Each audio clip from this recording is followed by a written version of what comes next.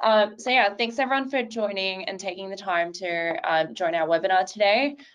My name is Agnes Osborne, Senior Product Marketing Manager here at CreditorWatch, and joined with me today is Avi Roy, a Senior Product Manager also at CreditorWatch, and he looks after our reports, insights, and data solutions at CreditorWatch. Just for this webinar, going through a couple of housekeeping items. If you have any questions, please put them in the questions box. I will try to address them or get Avi to address them throughout the webinar, but if we don't have time, we'll reach out to you separately to make sure that we do answer your question. Also, we will send through a copy of the slides after the webinar, so you'll definitely have a copy and can refer back to it.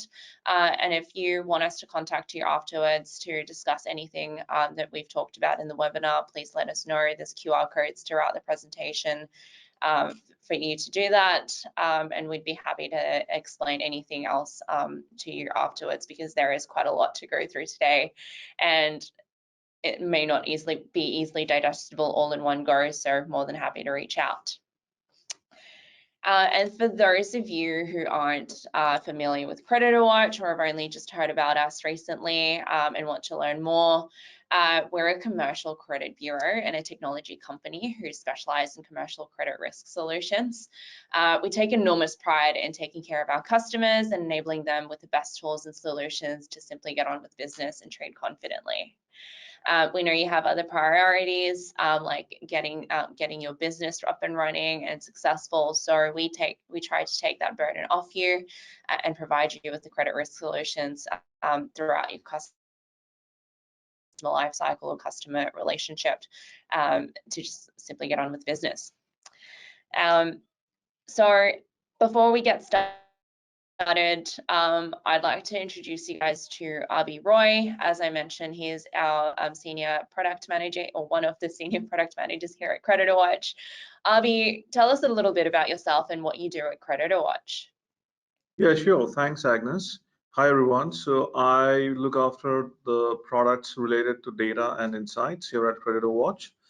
And internally, we call it the Decide portfolio. So essentially, the products I look after helps our customers, that is customers like businesses like yourself, to make better decisions when it comes to the trade credit related kind of applications that they may receive, and helps them in doing a proper due diligence so that their risks of not getting paid by their customers is significantly reduced. So essentially, yeah, that's what kind of I focus on.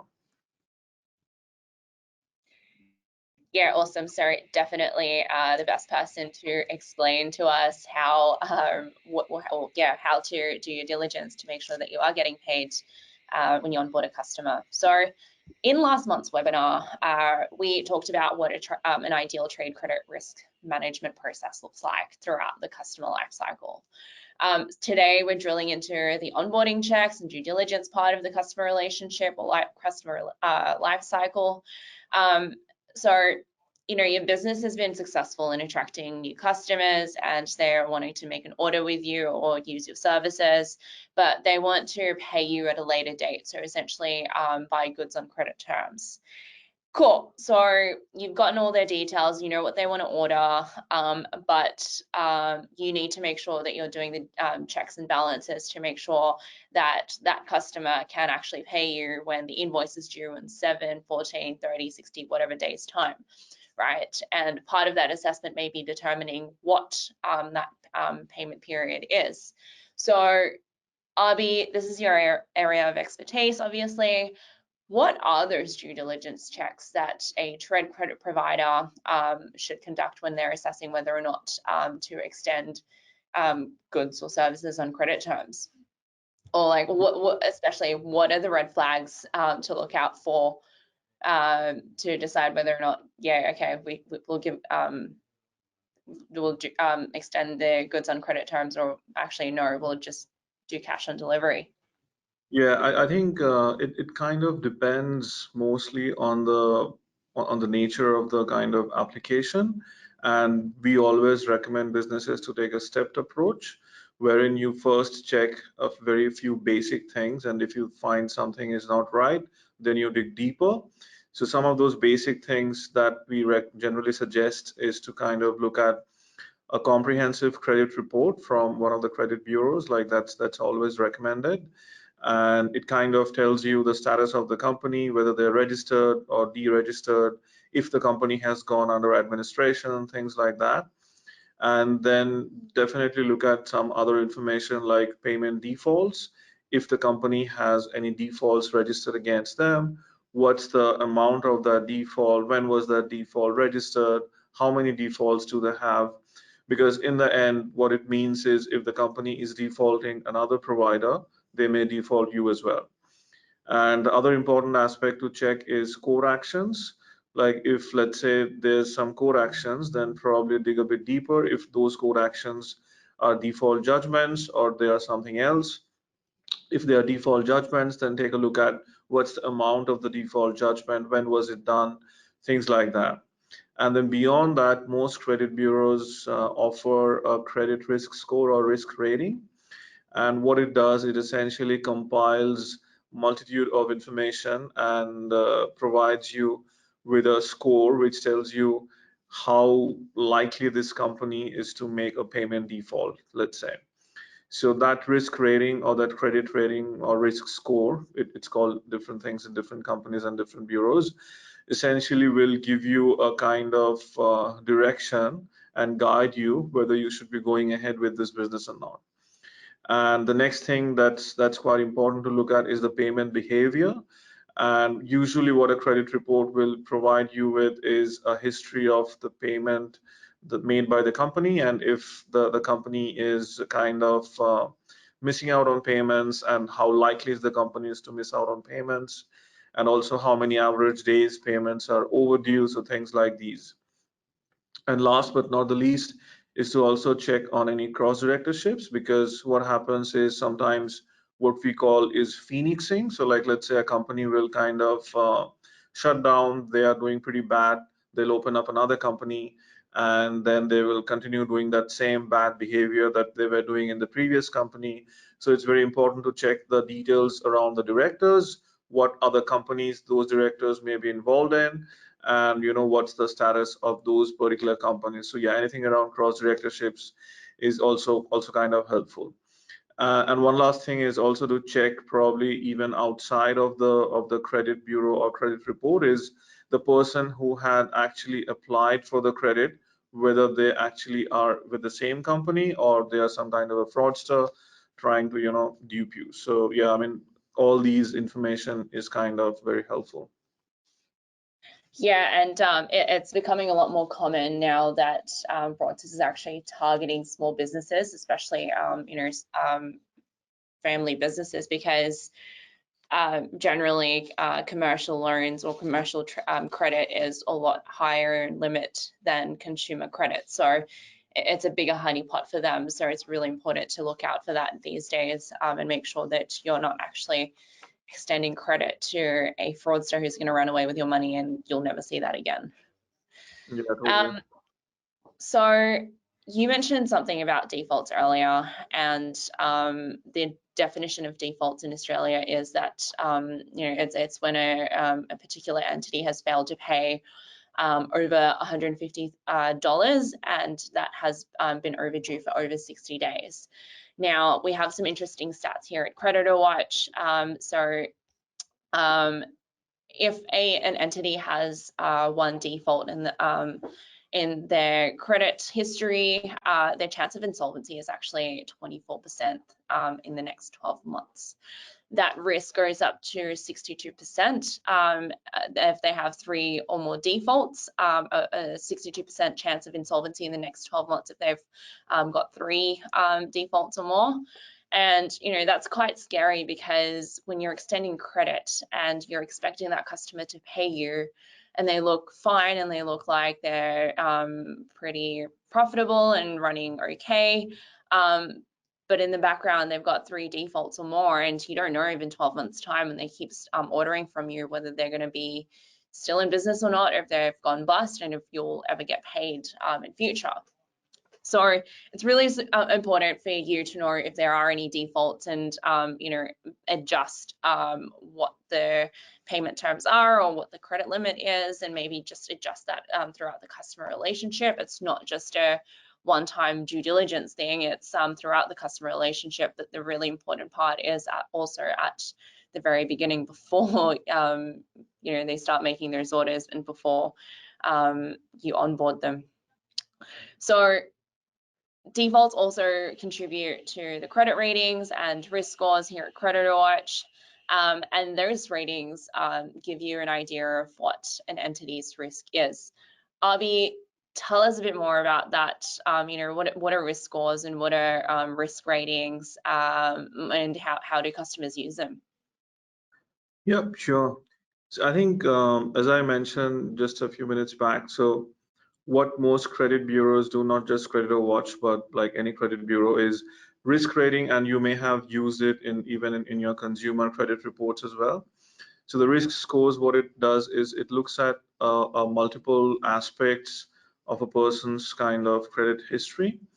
And when I say multiple aspects, things like, let's say, how long the business has been registered, how many payment defaults the business may have had, what's the payment, you know, the payment history of the business, what's the kind of, you know, industry of the business. As an example, like any business from the construction industry would be kind of weighed in and measured against how other businesses are doing in the construction industry, which at the moment is kind of a bit shaky, and it's kind of a risky industry at the moment.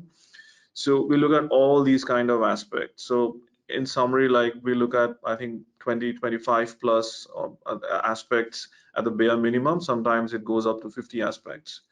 And depending on all this multitude of factors, then we come up with a score, and then the score is kind of put in a certain band, and then depending on that band of score, we kind of decide whether it's safe for you to kind of go ahead in a transaction with that business, or it's going to be a risky transaction. So in the screenshot which Agnes has put up now, you can see like how the risk score is represented in CreditorWatch's portal. And you can see like there's a kind of meter which tells you where does this business lie in terms of overall, you know, risk profile. And the more it goes towards the red side, the more riskier the business is. And the more towards the green side, it's kind of the more safe the business is. And on the right hand side, you can see our recommendations. Now, these recommendations have been created based on our historic data. And CreditorWatch has been in business for almost 13 years now. And I think we are one of the leading businesses in Australia who has an immense amount of data when it comes to small businesses. And one thing to keep in mind is a Woolworths or an AGL is not as much of a risky transaction for you as would be, let's say, a small business. So having this data from small businesses really helps us in comparing and, you know, measuring businesses against each other, and then coming up with this risk score recommendation, which then helps you in taking a much precise decision in whether to go ahead with this business or not. So I think, yeah, risk scores are one of our, you know, most important kind of insight that we offer, based on which, you know, businesses are helped in taking a much safer decision whether to go ahead or not. Yeah, that's awesome. And I really liked that we have that, you know, average for similar entities kind of marker, because as someone who, or especially for a smaller business who don't have a very mature, or that, you know, credit risk is not their forte, and it's just something that they do as part of running their business, they don't have that expertise, and they don't have the time to learn about, you know, what's industry average and what's typical of a customer or similar type of entity, where we provide that insight for them. And so it's really easy to understand and also easy to compare against others. So thanks for building that in and making sure that stays in their RB. I'm sure our customers also appreciate that. Also, I just wanted to share with everyone, you know, how we also represent the trends in risk scores at CreditorWatch. As you can see here, we provide the historical trends or the historical records of what particular entities' risk scores have been in the past, because we all know that business conditions change. Sometimes you have a good month, sometimes you have a bad month, and your risk changes across throughout time, really. So Avi, I don't know if there's anything else that you wanted to add about this chart that I've missed. No, I think the way we recommend businesses to use this chart is kind of not look at risk score as an absolute, but to kind of check the trend. And if, let's say, consistently a business has been sitting in, let's say, a risk score of D3 or something like that, then that means like that's a definitely kind of risky business. But sometimes it may happen, a business may have dipped in risk score, but then they have been maintaining the risk score, a good risk score of, let's say, B, somewhere around the B band or C band, then that's okay. So I think we always recommend businesses to kind of look at the trend and then take a call. Yeah, that's really good insight. Thanks for that. And I think, yeah, if a business is slowly trending downwards, that's probably also another red flag, as opposed to if they're just kind of fluctuating between the two bands like this one is. So yeah, good call out. Thank you for that. Cool. So I also wanted to go through the payment behaviors and payment ratings, because that's different to the credit rating and risk scores that we have. Tell us the difference between the two, and how do businesses use that to assess whether or not they should extend credit to another customer or not. Yep, sure. So I think what CreditorWatch does well is we kind of offer integration with few of the tools which businesses use in terms of processing their payments. Like we offer integrations with Xero as well as MYOB. Now, what we do through these integrations is we kind of fetch the payment history of a particular business, and that data point kind of helps us in understanding what's the frequency of payment, what's the amount of payment, if there has been any payment that's been missed by the business. And that's just one of the data sources for us. We do have other data sources from which we collect payments related information, and using these information we kind of come up with a payment rating for the business. And then we also kind of analyze the payment behavior, which is again similar to the risk score behavior trend that you saw. So similar to the risk score, we also come out with a payment specific kind of score, which we call payment rating, which only looks at the payment aspect of the business and not the overall aspect which risk score includes. So the payment rating will tell you, pretty much give you a health of the business in terms of their repayments, and it'll also give you an overall behavior of the particular business in question. Sorry, yeah. Yeah, so what we have on screen is the comparison between, well, not comparison really, the two aspects, what a particular entity's rating is and what the industry rating is. So you can definitely see the comparison there again between what's typical and what's that particular entity that you're assessing is. I really like that, and as you can also see there in the chart, this particular entity, they're trending upwards in terms of days overdue. So that's probably something to be wary of, and either dig through why that is, or yeah, just adjust what your payment terms are going to be, or if you decide to just do cash on delivery and insist on, yeah, just getting payment up front. Cool. So we also talked about cross-directorships, Avi, and you also mentioned phoenixing. Can you tell us the correlation between the two, and what to look out for there? Yeah, sure. So I think, one of the things to look out for is like if the director of the company in which you're interested in, if they are also the director of another company. And usually what we have found historically is a director with a payment default is 5 times more likely to experience another payment default if they are involved in another company. So that's why we always suggest like you should do some research and check the companies the director is involved with, and then also check the credit history of those particular companies. And if you see any red flags, so then that could be a red flag. And usually what happens, the term phoenixing is, what happens is, let's say a company is not doing really well. They could be involved in pretty bad business practices. They may be drowning in debt, but they may just, close down that company, and then they may open up another company and continue with those same, bad business related behavior. So what happens is they kind of get a clean start, but by way of us linking directors across their, historically, the way they have been involved with different companies, there's an easy way for you to track a particular director, and if that particular person was involved in bad business behavior previously, and that kind of gives you a red flag, a warning, using which then you can stay away from going ahead with any transaction with that particular business. So we think like cross directorships is quite an important aspect, and yeah, you should always research what other companies the directors are involved with. Yeah, awesome. Thanks for that. I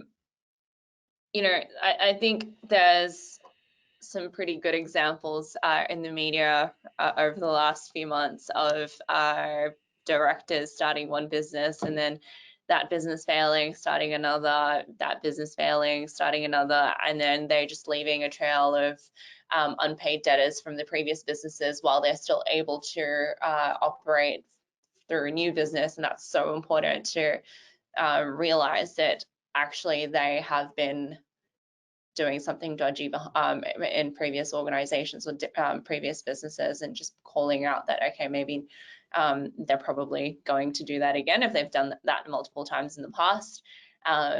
History definitely becomes an indicator as to what their potential future behavior is. Not always the case, but it does give you clues. So I think, we've gotten a good view of, defaults, court actions and judgments, credit ratings and risk scores, payment behaviors and payment ratings, and cross-directorships. Something cool that I think we tried to show in a previous slide is the summary of all those information in a credit report, or particularly our one, which I think is very cool. The adverse information is highlighted at the top. You can see all the different aspects that do matter, all the red flags. So here you can see like ASIC status, the company is under external administration. If you're not doing your due diligence checks, you might not know that they've been going through administration. And if there's higher risk ASIC documents, not everyone goes through the ASIC website, and a lot of people don't actually know that they can go into the ASIC website to look for these documents. And if you were to do that yourself, you'd be going through one by one. Like over here, we've got 9 key highlights or insights. Imagine going through 9 different websites or 9 different sections of a website to go through and find that information. It is very tedious and very time consuming. I'm sure you'd probably be out there doing deals with customers and explaining what your goods or services do and what value that gives to your customers, instead of going through these due diligence checks one by one and trying to figure out what they mean, right? Cool. So we've actually got a question from the audience here. If a director puts the new entity in their partner's name, is there a link in the search function somehow? Ooh, that's a very good question. Yeah, that's a good one.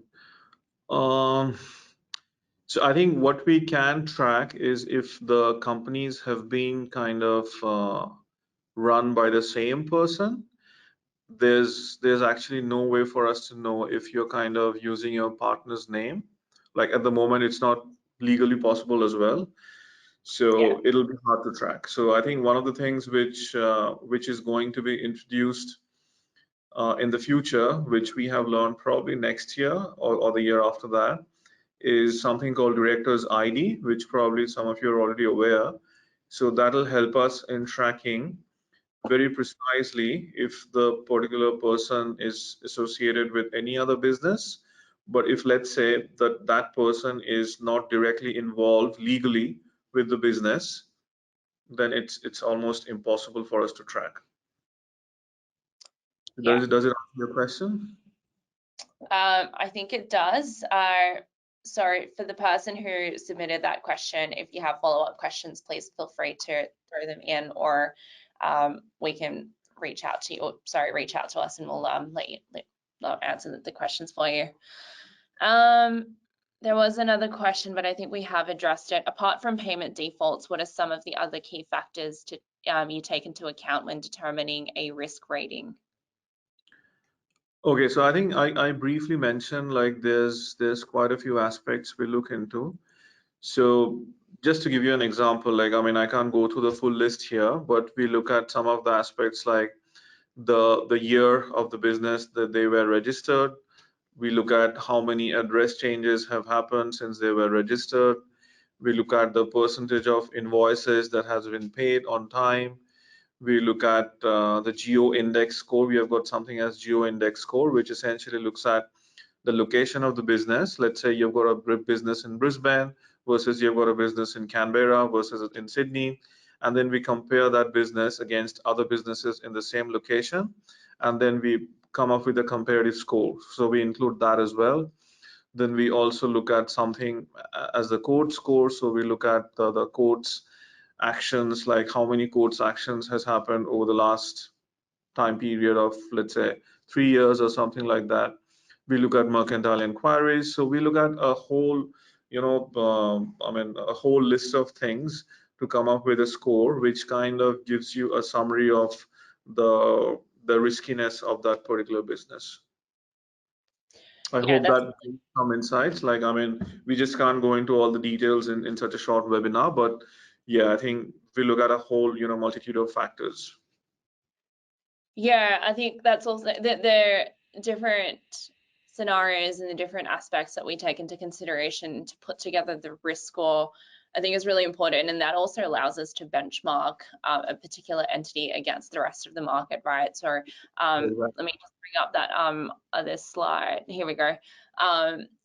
You've got that entity's particular risk rating, but then you've also got the benchmark of what the average is for similar entities like that particular entity that you're looking up. So I think that's I really like that. Okay, well, actually, there's another question that's just come through. Access to financials for small businesses can be nigh on impossible. Does CreditorWatch look to seek such data, assuming it will either enhance or more accurately determine your score? Sorry, can you repeat the first part, Agnes? Yeah, access to financials for small businesses can be nigh on impossible, so very hard or impossible.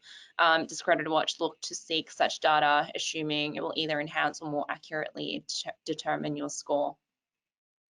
Yeah, I think totally, like you're spot on. Like getting financial data from small businesses isn't quite easy. So that's what I mentioned. Like we have got this integrations with Xero and MYOB, using which we tend to get data related to payment transactions for small businesses. Beyond that, getting any data from small businesses is always a challenge. And we are exploring a few avenues at the moment in terms of how better we can get those data. But at the moment, the main source of that data for us is the payment transactions data that we get from our integrations with Xero and MYOB, and we are also expanding further to include other tools over the next few weeks or months.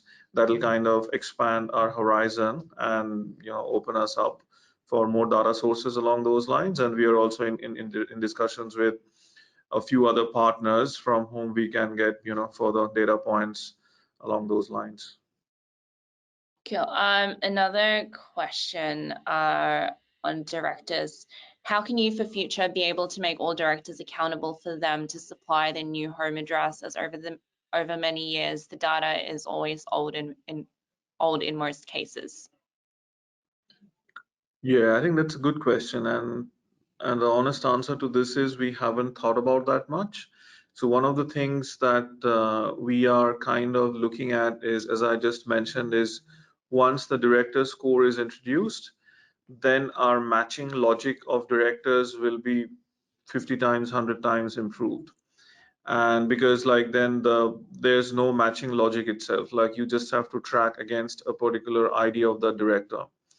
So once that happens, then essentially there's no hiding. Like then essentially whatever companies were opened by that individual will be tracked. Like whatever details of that company was there will be tracked. So we are hoping like once this concept of director scores is mandated by ASIC and we kind of move towards that direction, then our all our efforts in terms of matching directors information, making sure we are getting the correct information, all these things will be streamlined and we will be getting accurate information just by tracking the director's ID. So that's what we are waiting for. But to your question, I think yeah, I mean definitely we can further explore in the interim how better we can make sure we are getting that accurate information. But yeah, that's a good question. I'll take it on board. Awesome, thank you. That's all the questions that we've had come through. Oh, actually, another one just came through. Is there an option in your report to look for a number of employees in a company? Not yet, no. No, yeah, we don't have that.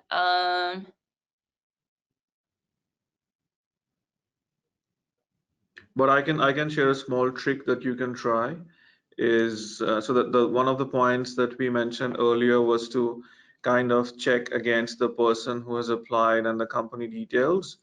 So one of the things which some of the customers I've spoken with, they actually do is they check all the other details and then they usually go on LinkedIn or some of the other websites to get some further more information on that company if it's available, depending on the size of the company. You may not get all the information depending on the industry or the size of the company, but you may use Google and try and get that information from elsewhere. But yeah, on our portal it's not directly available. Yeah, awesome. Okay, cool. Those are all the questions that have come through for today, Arby.